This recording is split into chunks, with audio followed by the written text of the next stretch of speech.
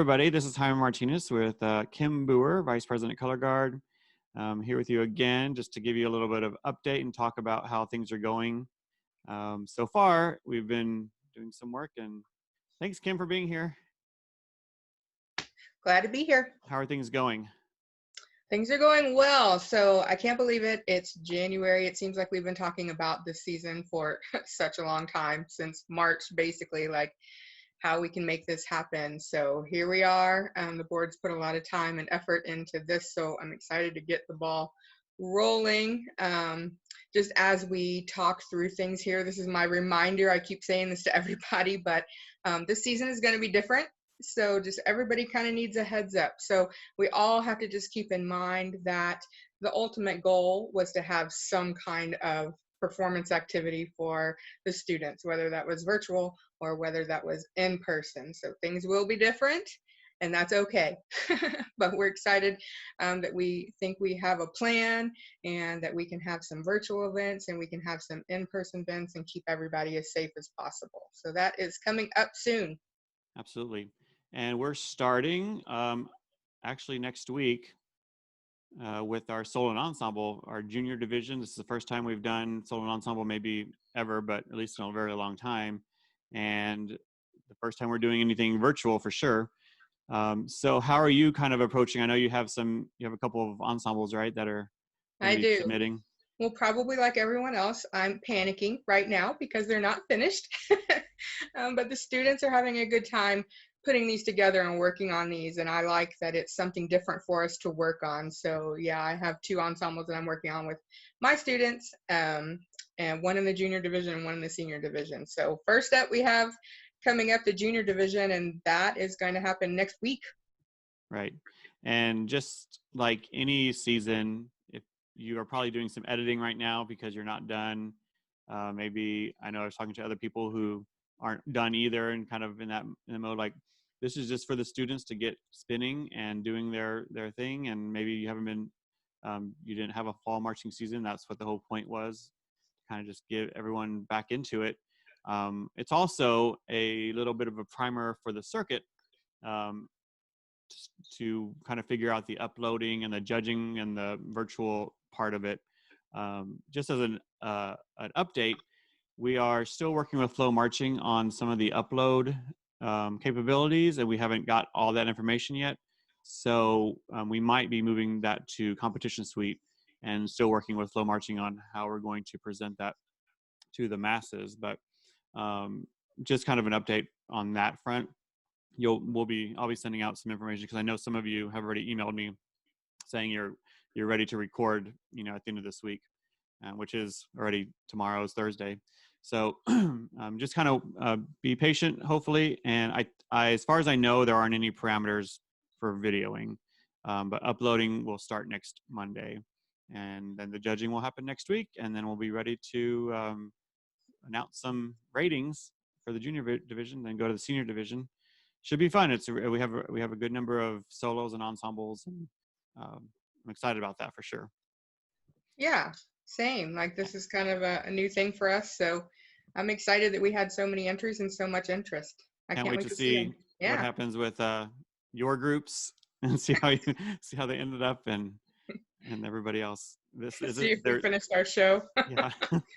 Yeah, I mean, just a reminder to everybody, like this whole season is like, it's okay. Like we don't have this, it's okay. We didn't finish, it's okay. Like we only have this much, it's okay. So yeah, I have to keep reminding myself that too. But so that kind of goes into the next topic, and that's we met with the Judges Association, and the judges had their symposium on Saturday, and I'll let you give a little bit of recap on that. But I know one thing we're going to talk about after that is just what their approach is going to be to judging, because it is such a different season. So how did that go this past weekend?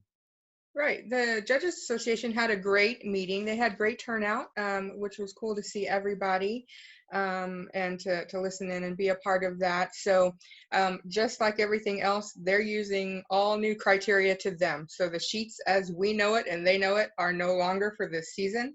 So it's truly going to be a rating system. So almost a different way of thinking. They're not going to be comparing group to group. They're only looking at your unit and giving you a rating on some sub captions. So I believe they're going to put together some videos for us to go a little more in depth into those sheets and what to look for and whatever and all that good stuff. But we had some good conversations about our hopes for getting like feedback to share with our students and our instructors this season, and you might hear the commentary be a little different than in the past, and that's okay.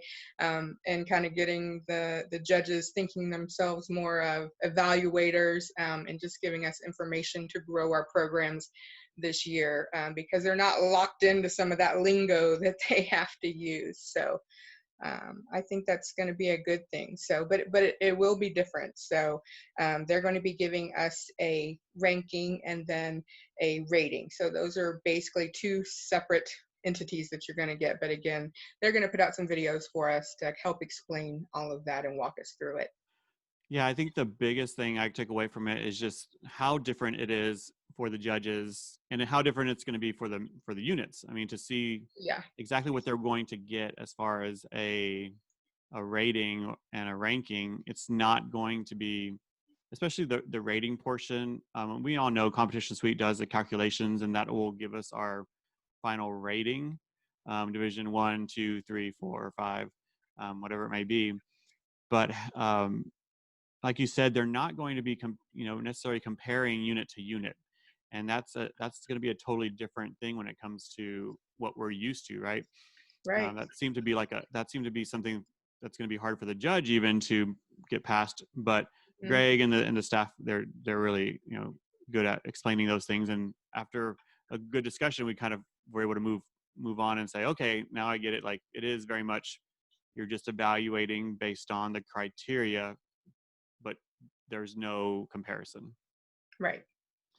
And I kept using the idea that you have these regional A's that are grouped into a group of 5, and one of those regional A's might be a BOA competitive JV guard, and the other group might be a small 3A program or something. They could both get a 1. They can both get a Division 1. One might have props and flags and costumes and all the glitz and glamour, and the other one might come out with no floor, maybe some practice flags, but they spin the same. Like, they spin well. There's no, this one's better because of all that stuff, or the other one's not as good because they don't have a practice flag. Like, that's a huge difference this year, especially for us in TCGC. We're used to producing, and I know a lot of people will still produce, which is great. But for those that are having issues with scheduling or your facilities or COVID or whatever it might be, this is going to be a great season, because all you're doing is working on your show and your kids and training your group, and you're competing against yourself basically, right? Yeah, I mean, yeah, absolutely. So, kind of one of the things that's a little bit different is this year that everybody's just going to be on their own pace. Like, some people will come out in March and they have done the design camps and things as they know it, and they have all the props and all that, and other people won't have started their shows, or don't have the money to do this like they normally do, or whatever the reason is. But the thing is, here it is again, it's okay. So if you come out and you have this much show to present and you're wearing your warm-ups and using practice flags, and that's what you have, then that's what you have, and it's okay. If you have the time and the means and the money and you've put together this huge production, that's okay too. So, I kind of spoke with the judges about what I think they're going to see, and I think we're going to see a wide range of everything this year, and that's great, so everybody, again, it's just about having that performance opportunity this year. Right. We don't want anybody stressing over the competition part of it, even though we know we will. Right. we will do that. But it's just something that should be secondary, really, because we know that there's so many different issues. But like you have said, you told the judges, I mean, our units wanted something competitive in nature, and it's not the same competitive, but there is going to be a competitive aspect to it. And while we're talking about that, I thought about, while you're preparing for your show, there were some questions about what WGI is kind of requiring, and I don't know all the things that WGR is requiring, but I know from a TCGC standpoint, we're not requiring that many things as far as Right. restrictions. Right. Yeah, that question has kind of come up a couple of times, just people wondering like, well, TCGC doesn't have the same guidelines per se that maybe WGI has. So will it be frowned upon if I'm closer than 6 feet, or if we do a small group thing, or, something like that? So you have to do what's comfortable for your program and what your district is allowing you to do, your administration, your area. We're all in our own time zone, so to speak, like this year, just with the different geographical locations are, dealing with COVID restrictions differently and district to district almost. So whatever your group and you're comfortable with presenting is okay. No one's going to frown upon you if you get closer together or if you have to stay 12 feet apart. Everybody is going to be a little more sympathetic, empathetic this season, with just being happy that you put something out on the floor and we have, again, something for the students. Right. So that's okay. Now, of course, we all want to keep safety in mind, but again, area to area, so to speak, is very different right now as far as like what people are doing or what they're allowed to do. So it's all okay. Absolutely.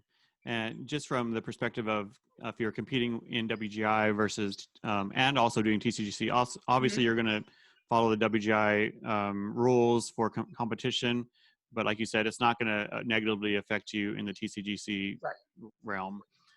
So we don't have the same restrictions as WGI, which is fine. Just kind of put that out there.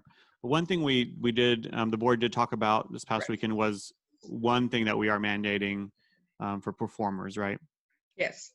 So we are going to mandate that masks for performers are mandatory. So mask will be mandatory for everyone, for spectators, for judges, for students, for everyone. So, that's kind of been a subject of in limbo again, like what your group is comfortable with. We kind of took a look at marching bands and how they handled it, and some people wore them, some people didn't. Some people wore them up until the performance and pulled them down and then right back up, and just trying to come up with the best solution for us. But again, being an inside facility and thinking through trying to keep everybody as safe as possible, we just felt strongly that we wanted to go the safe route. So we are going to require everyone wear a mask for their performance. So you can be creative with that, of course. We're guard people, we'll bedazzle them or whatever, but right. And that's for solos, ensembles, all virtual, yep, all in person. Yeah, and I know like some solos, you may be there by yourself. It seems pointless, but yeah, we're just doing this across the board for all events. Yeah. So talking about spectators and the show stuff, we're going to do some more information about the contest dynamics that will change a little bit closer to the season, like next month sometime. But there are some things just to kind of give you a heads up on what we're doing for our show hosts. We also had a show host meeting on Sunday, and I'll be releasing as the contracts come in. Show hosts will be posted online. You'll be able to see that. Hopefully that is by tomorrow. Before show sign up is on Friday. But we had a really good meeting, but one of the big things that you've seen probably all over the place is just the trying to have less contact with people, and that includes for us the ticketing, and so the show host came up with some great ideas for some online sales. And Kim is actually, Davenport, where Kim works at, is going to be hosting and having to deal with some of these things. But I thought that's going to be a new thing for our directors and parents. Right. So here's my plea. Please, everyone, be kind to our show hosts this year. We cannot do what we do without them, and we need them. And this has been the most difficult trying to find show hosts and trying to deal with, everybody has, again, their own area, their own guidelines. Their district has their own different, individual safety guidelines and things that we're trying to adhere to and everything. So I feel great about where we are, and I think we did have a good meeting with our show hosts, and I hope that they feel comfortable now with everything that we're doing from a safety perspective. But something that is going to be different is basically all ticket sales will be done online, and most likely will start as a pre-sale. Now, something people are going to want to keep in mind this year is these gyms will have only a percentage of capacity. So each gym, each show site is going to have a different number of capacity, and shows may hit that capacity. So spectators are going to want to buy their tickets ahead of time if they know they're going and they want to make sure that they have a ticket to get in. So that's going to be a little different. For our spectators this year, your ticket is not necessarily going to be good for the whole day. We will be clearing the gym several different times throughout the day for cleaning. And so you can think your ticket's going to be good for a few hours, a few rounds at a time, so to speak. If you wish to stay all day, then yes, you would have to buy a ticket for each different round. But this is going to allow us to completely clear the gym, do some cleaning in between throughout the day to help make everybody safe, make it a safe environment for everyone. Yeah, we talk about this every year, but this year probably more important is educating your parents on some of these new For sure. restrictions. I know the goal is when we sell these online tickets, there's going to be a COVID form, just like many of you already had to do a pre-screening, so that we can keep everybody safe, um, including our judges and our staff that are going to be there for the majority of the day. Just as I'm going through, I just want to kind of give a quick, um, just general, because again, we're going to go over this some more later in closer to the season, but like Kim was saying, and we've talked about it, I think, a little bit, for this season, units are just going to come, perform, and leave, unless you have a secondary unit, and there's not that many second units, but then there'll be more information about that. But that's a different situation. We already said there's not going to be any retreats. The plan is to have awards or, the announcements of rankings or whatever it's going to be on Sunday. So that's a little different than normal. But you're still going to have your director badges. You're still going to get wristbands. We're really wanting to not have anybody outside of your group helping with your tarps and your props. So if that is different for you, or you're counting on another school to help you, then you probably want to rethink that, because we don't want any gatherings, just like we are in general in the areas. You're going to come to the contest dressed and ready to go. You can perform, go through your rotations, and then you're done. So it's going to be a little bit different. It's going to take a little bit more time in preparation. But again, we're going to talk about more of that later. Was there anything else you can think of that was important? No, that's it. But that is going to be a big change for everyone this year, especially for students and directors as far as how that goes. But we are trying to lessen the footprint in all of the buildings, and not have people inside any longer than we need to. So that will be a completely different show day experience for everyone with that process. So just think that through, guys. Like, the good thing is we haven't really talked about this much, but you are going to have a little bit longer time interval. So our intention is that you will have time with your own unit to come in, set up, do your show, fold your floor, and then leave, Right. and with an extended period of time there. So I'm sure we'll talk about that at a later date. But yeah, that's what's going to be a little bit different. But yes, you're pretty much like on your own this year. So think that through and start practicing that. When you start when we get closer to time or whatever, you're gonna wanna include that whole thing, the whole shebang, in the door, Right. show, hold it up, out the door, all that good stuff. Absolutely. It should be fine. We're gonna Yeah, and one thing I was thinking, because I know a lot of unit directors, we've been at the same show site over the years. That flow might be different, and you're right, really gonna have to look at your maps and make sure that you're not just right. thinking, I know where I'm going, because you might not. But again, we're gonna get into that more next month when we're closer. But you definitely start practicing folding the floor quickly.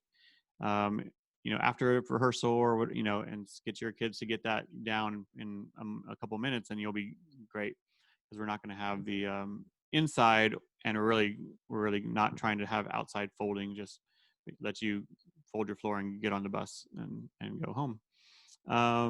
Cool. So is there anything else you can think of? I think that's all the list of stuff that we were going to talk about, but I don't know if there's any other reminders or updates that were happening, even just Um, from the board meeting. Not that I can think of, but we do have we have a lot of videos that are going to be coming out. So, like I said, the judges are going to be coming out with some videos talking over this year's criteria, the sheets, so that you understand that. And then I'm sure we will speak more of like show day logistics, like we were just speaking of, to make sure everybody knows, and educating your parents on how things are going to work this year. That's all coming. And then, oh gosh, I have one more thing. Yeah, as I was saying that to you, I was thinking about there's going to be a big The education education. EDU Yeah, event, right? right. And That's I what it think was. it's right now scheduled for February 13th. Yes. So a couple of different things I think are happening with that. So I believe on February 13th, Joey and the education team, they are putting together kind of like a webinar. It's a webinar. It'll be an online thing that you can kind of come and go and watch the parts that you want. It's going to be probably about 2.5, 3 hours, something like that. But our education team is also putting together videos that we're hoping we can send out, like one a week. That's what Jessica is hoping to set up with them, just on a different topic, something maybe that will help you with your season. So lots of different information coming your way from the education team. So that, watch for that. That's Yeah, going to be great. super exciting. Some of those things, and if you have some thoughts of something you think you really need more information on, you can email Joey education@texascolorguardcircuit.org, and he can either add it into one of his sessions, or if it doesn't already fall in there, we can have add it to a video because it is a different season, and I know there's going to be some questions pop up, especially for virtual.